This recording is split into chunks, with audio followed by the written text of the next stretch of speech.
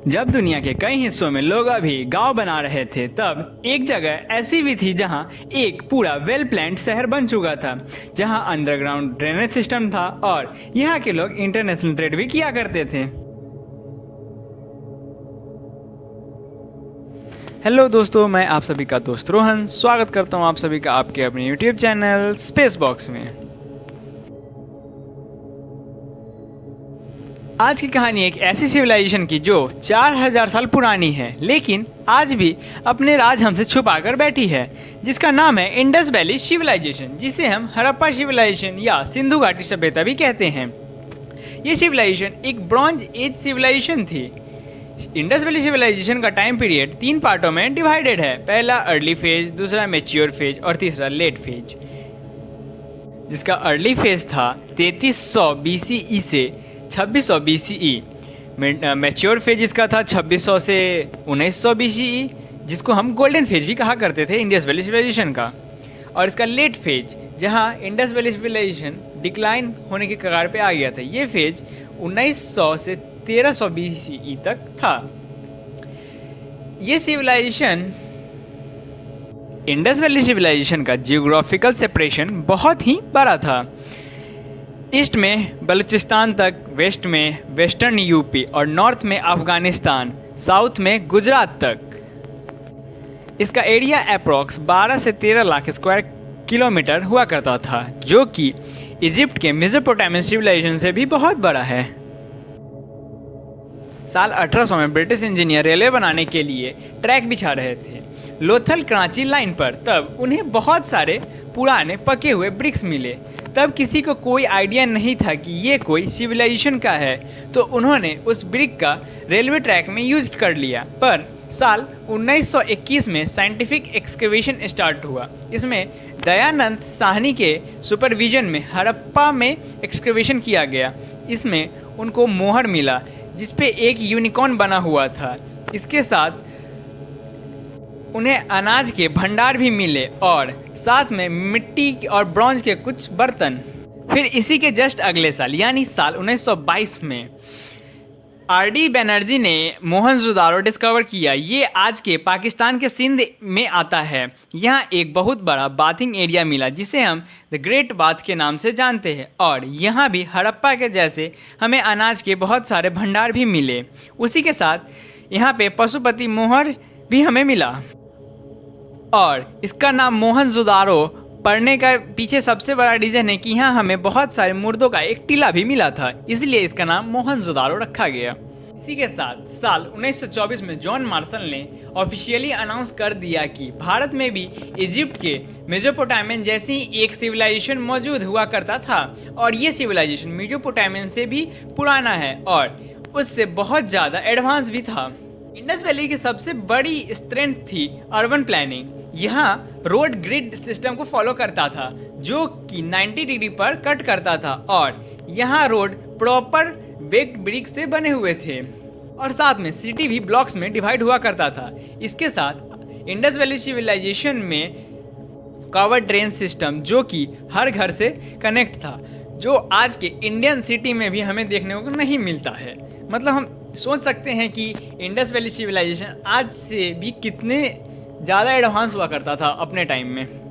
सिंधु घाटी सभ्यता के घर प्रॉपर बेक्ड ब्रिक से बने हुए थे, जिसका साइज 1:2:4 रेशियो में मेंटेन था। मतलब सब ईंटे का साइज इसी अनुपात में हुआ करता था, और यहाँ के घर भी 2 मंजिला हुआ करते थे, जिसके साथ अटैच बाथरूम और ड्रेनेज सिस्टम था। साथ में कई बड़े घर में खुद का अपना पर्सनल कुआं भी मौजूद था। इसी के साथ इंडस वैली सिविलाइजेशन में कुछ पब्लिक स्ट्रक्चर भी था, जैसे ग्रेट बाथ, जो कि मोहनजोदारो में हमें देखने को मिला था, फूड स्टोरेज, जो कि लगभग सारे ही सिटीज़ में मौजूद था, और यहाँ शहर को भी 2 भागों में डिवाइड किया गया था, एक अपर पार्ट और एक लोअर पार्ट। से एडमिनिस्ट्रेशन बहुत ही आसान हुआ करता था।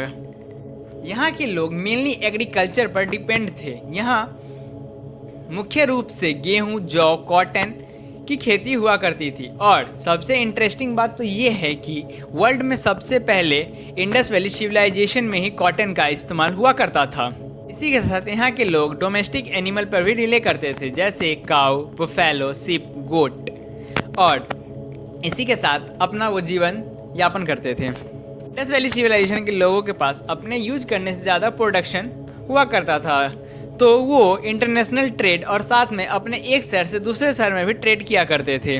ट्रेड करने के लिए वो अपने सबसे इम्पॉर्टेंट पोर्ट एरिया, जिसे हम लोथल के नाम से जानते हैं, वहाँ से इंटरनेशनल ट्रेड हुआ करता था मेसोपोटामियन सिविलाइजेशन के साथ। और हमें इस ट्रेड की इन्फॉर्मेशन मेसोपोटामियन सिविलाइजेशन में मिली थी, क्योंकि इंडस वैली सिविलाइजेशन के कुछ सील्स मेसोपोटामियन सिविलाइजेशन में मौजूद था। हम इससे अंदाज़ा लगाते हैं कि मेसोपोटामियन और इंडस वैली सिविलाइजेशन का एक बहुत हेल्दी ट्रेड रिलेशन हुआ करता था। और इंडस वैली सिविलाइजेशन के लोग उस टाइम ब्रॉन्ज टूल का यूज़ किया करते थे और मापने के लिए एक स्टैंडर्ड वेट भी वहाँ मौजूद थे, जिससे ट्रेड करना बहुत ही सिंपल हो गया था। यहाँ कोई किंग कल्चर नहीं था और ना ही कोई मोनार्क सिस्टम। यहाँ तो सबको अपना अपना पावर रोल डिवाइड किया गया था, जिससे शहर फंक्शन करना बहुत ही आसान हो चुका था। यहाँ पे अगर हम बात करें पूजा की, तो मदर गॉडेस की पूजा किया करते थे यहाँ के लोग। और प्रोटोशिवा, जैसे कि हमें सील पे मिला, तो हम अंदाज़ा इससे लगाते हैं कि यहाँ के लोग प्रोटोशिवा को मानते थे और पेड़ और एनिमल की पूजा करते थे। हम आज तक इंडस वैली सिविलाइजेशन के लैंग्वेज को डिकोड नहीं कर पाए हैं कि उसमें क्या लिखा हुआ है और वो किस लैंग्वेज का यूज करते थे। हमें 400 से 600 साइन मिले, शॉर्ट इंस्क्रिप्शन, सिंबल सब मिले, पर इस सब मिलने के बावजूद हम इसके इंस्क्रिप्शन को पढ़ नहीं पाए हैं आज तक।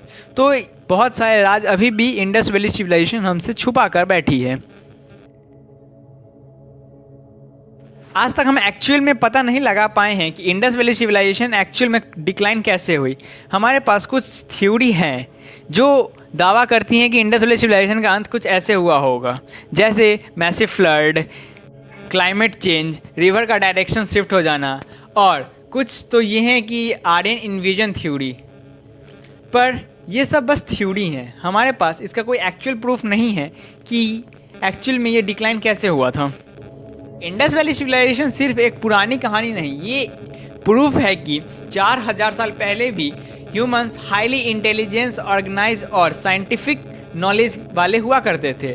आज भी जब हम उनके शहर को देखते हैं तो लगता है कि शायद हम प्रोग्रेस कर रहे हैं या सिर्फ दोबारा वही सीख रहे हैं जो वो लोग पहले जान चुके थे और कर चुके थे। तो आज की इस वीडियो में बस इतना ही। अगर आपको ऐसी वीडियो पसंद आई है तो कमेंट में हमें ज़रूर बताएं और वीडियो को लाइक करें, शेयर करें। और हाँ, अगर आप चाहते हैं कि आपको ऐसी इन्फॉर्मेटिव वीडियो मिले तो हाँ, आप हमारे चैनल को सब्सक्राइब करें।